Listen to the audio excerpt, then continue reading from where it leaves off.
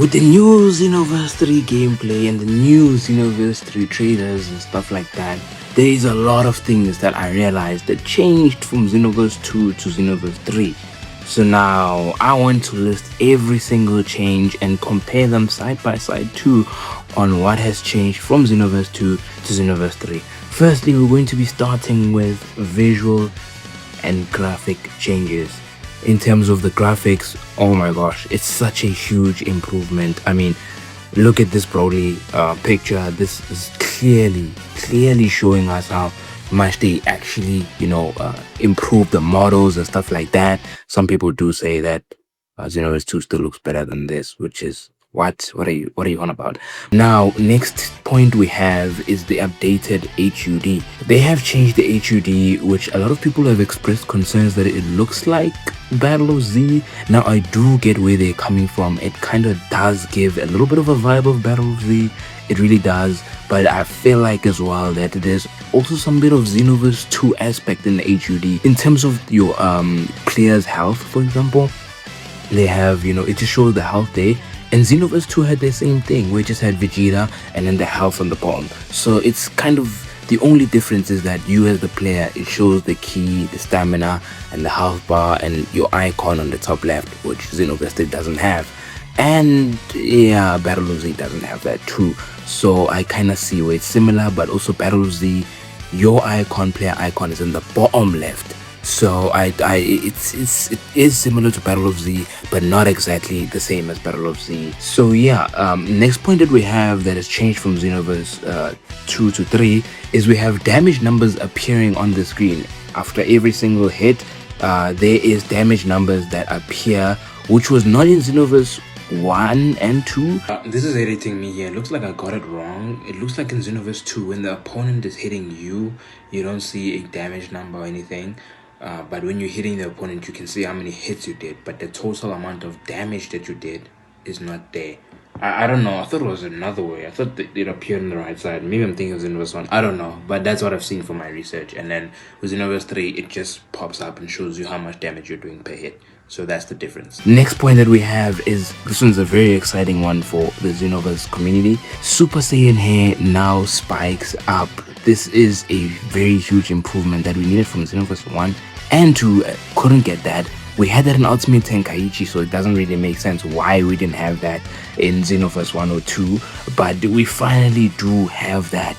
And the next point after this, which is also amazing, is that the Super Saiyan 3 transformation now grows the hair during animation, which is something that Dekuba confirmed in his gameplay showcase.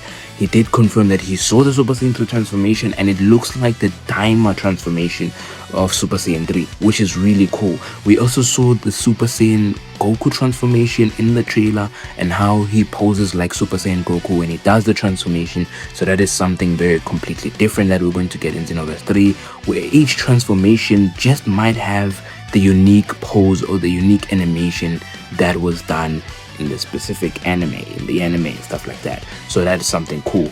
This is it for the visual and graphics changes. That is all that I have. Next, we're gonna go into the core combat and key systems.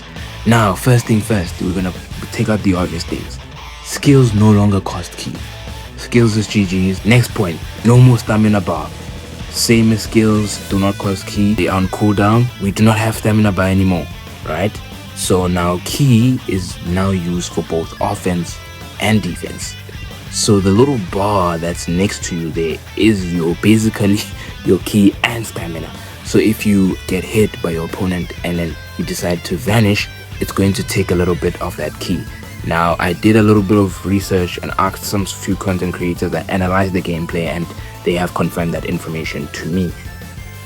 Now, the next point that we have is Super Dash no longer consumes any more resources. So now in the previous game, Xenoverse 2, once you do a Super Dash, it used to reduce your stamina, it used to cost a resource. But now it doesn't cost a resource, it doesn't cost anything, it doesn't cost key. So now you can just freely dash as you please, as you want.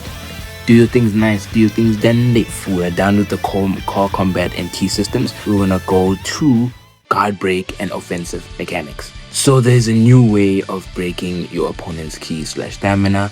So I'm gonna go into depth with this. It's no longer the old way in which first thing first you do a stamina break, which is the heavier guard punch or whatever you do. You can't do that anymore. From what I've seen, I can be wrong, but from what I've seen, you can't do this anymore. Now I'm gonna go further into detail as we go in the points, but just know that there's a new way of breaking your opponent's key slash stamina.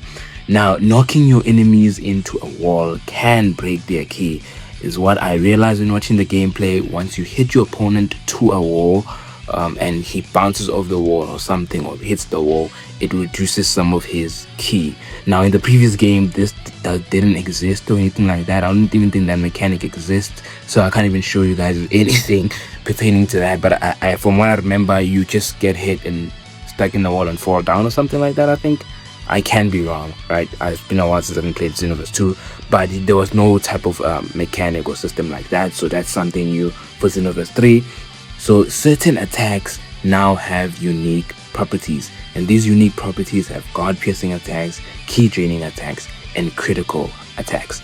Now, you should have heard that I said key-draining attacks. So these key-draining attacks are another way, to get your opponent's key down. So if you do these certain attacks, their key will go down. And I think it's a yellow bar, so there will be 2 red icons and 1 yellow icon on the right side. That is your key draining attack, and then the 2 on the top, which are red, are your critical attacks.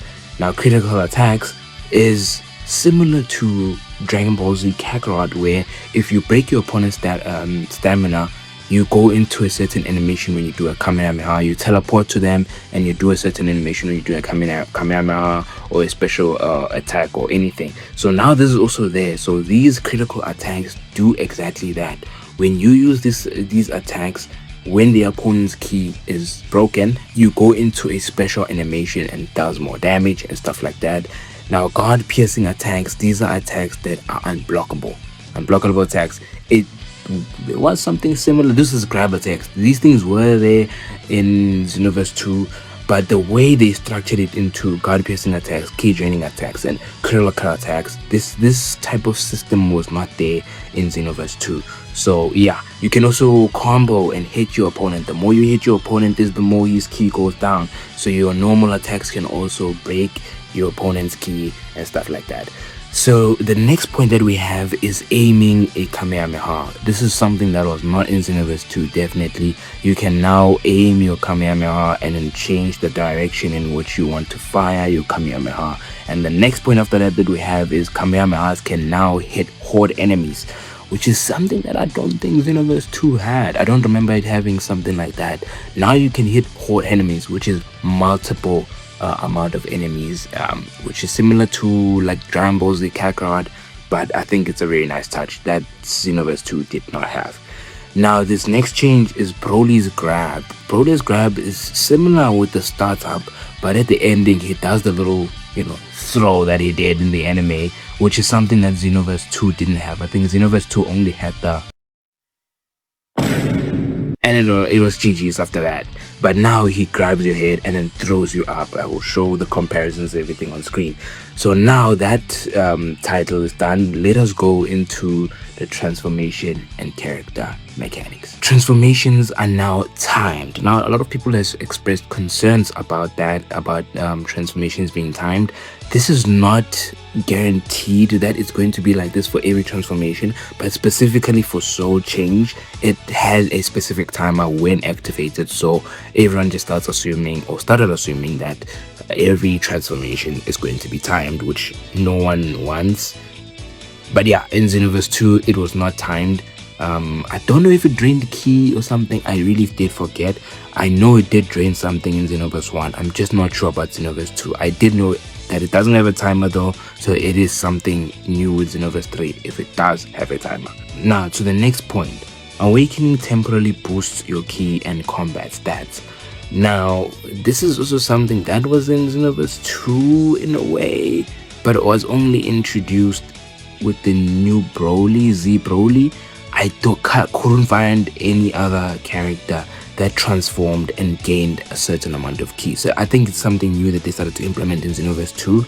But overall, I think it's kind of a new thing where if you use your awakening, you get extra bar of ki. If you see in the gameplay, Trunks had 5. Jane 1000 had 5 key bars, and then once transformed into Trunks, she had 6. So it now boosts up. Now, like I said, it was there in Xenoverse 2 with the new Z Broly that came out, but I couldn't find any other character that had this sort of mechanic. So which makes me think that it's kind of a new thing that they're going to be full on implementing into Xenoverse 3. Now, the other next point that I have is Soul Assist. Soul Assist is where you use a Kamehameha or something, and your trainer / master comes and does the Kamehameha with you. We saw that attack with Vegeta where he did the Gallic Gun with Jane. Now, this was not in Xenoverse 2 at all. It was there for Xenoverse 1 with the ultimate, where it would come like a hologram type of figure. When you do the ultimate of your master and stuff like that, it will come like a hologram type of thing. But Soul Assist is specifically for just normal attacks and normal moves. Now, Soul Change, which every single one has said, I do not like this, I don't know how to feel about this. I haven't seen one person to say, yo, I like Soul Change. Soul Change is when you transform into a certain character. You can transform into Goku, you can transform into Thing. I personally think it's goofy because that's not what Xenoverse is about. But luckily they have mentioned that it's not like you have to have it on. You know, you can replace it with a Super Saiyan transformation or anything like that. But it's something new in Xenoverse 3 that they are implementing in their game, which was not in Xenoverse 2. So now let's move on to the next title: character customization and fighting styles. Now, this is something that Xenoverse 3 didn't have. You can have multiple fighting styles, and you can even have a fighting style like Trunks' fighting style. You can have a fighting style like Vegeta's fighting style, Goku's fighting style. In the trailer, we saw Jane use the 3 up kicks, those that Goku had, which I'll show you in the screen, but he uses that, which is Goku's type of string. Now, in the previous game, it was that never existed. In the previous game, if I create a Saiyan and you create a Saiyan, we're gonna have the same combo strings. If you create a margin, it's gonna be different. If you create it's gonna be different. But now it's different in the sense of I as a Saiyan can have Goku's string, you as a Saiyan can have Trunks' string, which is something really nice that they're doing with the combat and stuff like that. So that's something cool. The next point that we have is more original outfits. Now, in Xenoverse 2 and I think 1, we had outfits that are related to specific Dragon Ball characters, so we couldn't really expand further than just the outfits that Dragon Ball characters have. But now we can have just a variety of drip. It's just, casual drip, and it's just a lot of fun stuff that, can be done. Now, I also did realize this. It can be a change, or I might just be tripping.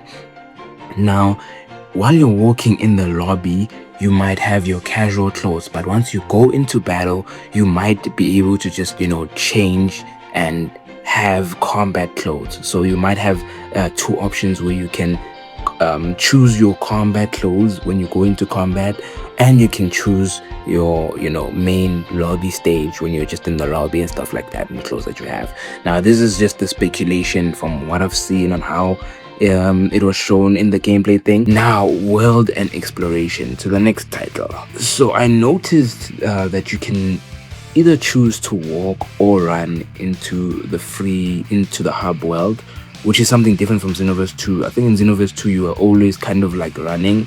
It's a small detail, but now you can actually walk and run at the same time. A little small detail, but really cool. On to the next point: larger hub map.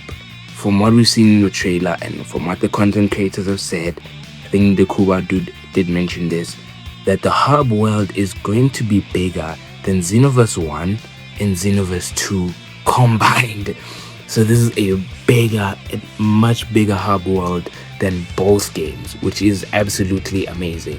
The producer did state that they want to make this like a living world. So in a living world, it needs to be big. And this gives me a lot of GTA 6, GTA 5, whatever vibes, where they want it to be just an active world of players walking around, doing all sorts of stuff and stuff like that, which is pretty cool. The next one that we have is changes to ice area. Now, Xenoverse 2 didn't have an ice area per se, but you can argue that the glacier map kind of was like an ice type of stage. But I mean, if it is considered that, we see the two difference between the ice stages in Xenoverse 3 and in Xenoverse 2. It's completely just an upgrade. The ice looks so realistic, bro. It looks like I can just take it and then, you know, use it as like an ice cone or something, just lick it and stuff. It looks amazing. It looks so good. So I do applaud them for that. The next one, which I think is our second last title that we have, PvE missions. So now confirmed, I'm not sure about this one, but from what I've heard from content creators such as Ndukuwa, missions now support up to 4 players instead of 3. I thought it was 4 in Xenoverse 2. I tried to do research. I couldn't really find really that much. I don't know. But players can now be, you can be 4 players in one mission. So that's really cool. The more, the better. Now, one thing that I also realized to my next point is parallel quests may end with raid style boss battles. I'm not sure if this is actually true, but in the first mission that we had, we saw that we ended with Broly as a raid battle, which is something that we didn't have in the previous 2 games. It definitely was not like that. So I do not know if parallel quests will actually be having this type of end raid boss style battle in every parallel quest end mission. I do not know. So yeah, I guess we have to wait and see when the game comes out. To my next point, the end of missions of the parallel quest, it looks like your whole team can emote. Final point that I have is cross-play. Cross-play is being added into the game, ladies and gentlemen. This is an amazing moment. Cross-play, yes. Yes, I've been yapping for 20 minutes later. I'm tired. I'm visually tired. This is the longest video I've done. Oh my gosh. A few minutes later. We should have crossplay. We should have crossplay. We should have crossplay. We should have crossplay. This is a long video. I did enjoy creating it though. This is a long video, ladies and gentlemen. If you guys liked all the information that I gave y'all, and like I said, like, share, and subscribe, please. Let us get to 260 subscribers before the end of the month. If I can get to 300 before the end of the month, oh wow, I'm going to face. And one more disclaimer too, this is not everything.